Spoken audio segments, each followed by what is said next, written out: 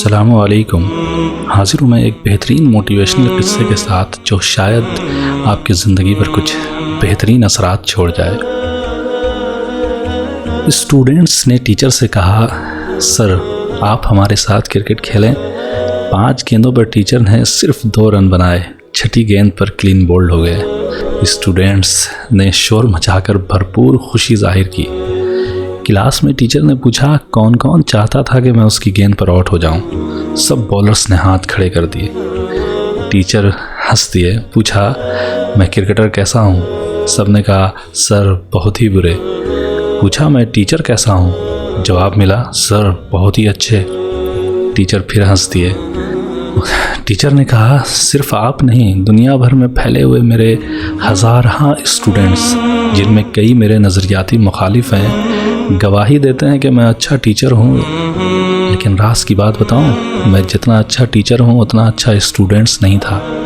مجھے ہمیشہ سبق یاد کرنے میں دشواری کا سامنا کرنا پڑا اور بات سمجھنے میں وقت لگا، لیکن کیا آپ بتا سکتے ہیں اس کے باوجود مجھے اچھا ٹیچر کیوں مانا جاتا ہے؟ سب نے کہا، سر پلیز آپ ہی بتائیں کیسا کیوں؟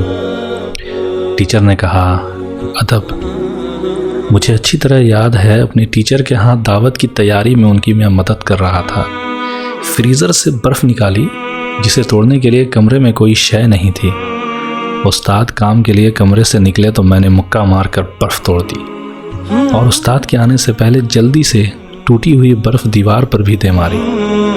استاد کمرے میں آئے تو دیکھا کہ میں نے برف دیوار پر مار کر توڑی ہے۔ انہوں نے مجھے ڈانٹا کہ تمہیں عقل کب آئے گی، یوں برف توڑی جاتی ہے؟ میں نے ان کی ڈانٹ خاموشی سے سنی۔ بعد میں انہوں نے اس بے وقوفی کا ذکر کئی جگہ کیا۔ میں ہمیشہ بے وقوفوں کی طرح سر ہلا کر ان کی ڈانٹ سنتا۔ انہیں آج بھی نہیں معلوم کہ برف میں نے مکہ مار کر توڑی تھی۔ یہ بات میں نے انہیں اس لیے نہیں بتائی کہ وہ ایک ہاتھ سے معذور تھے۔ ان کی غیر موجودگی میں نے جوانی کے جوش میں مکہ مار کر برف توڑ دی، لیکن جب ان کی معذوری کا خیال آیا تو سوچا کہ میرے طاقت کے مظاہرے سے انہیں ایسا نہ ہو کہ احساس کمتری ہو جائے، اور اس لیے میں نے برف دیوار پر مارنے کی احمقانہ حرکت کی اور لمبے عرصے تک ان کی ڈانٹ سنتا رہا۔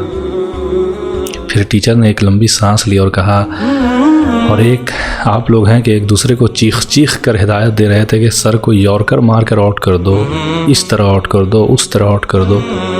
دیکھیں، جیتنا سب کچھ نہیں ہوتا، کبھی ہارنے سے زندگی میں جیت کے راستے کھلتے ہیں۔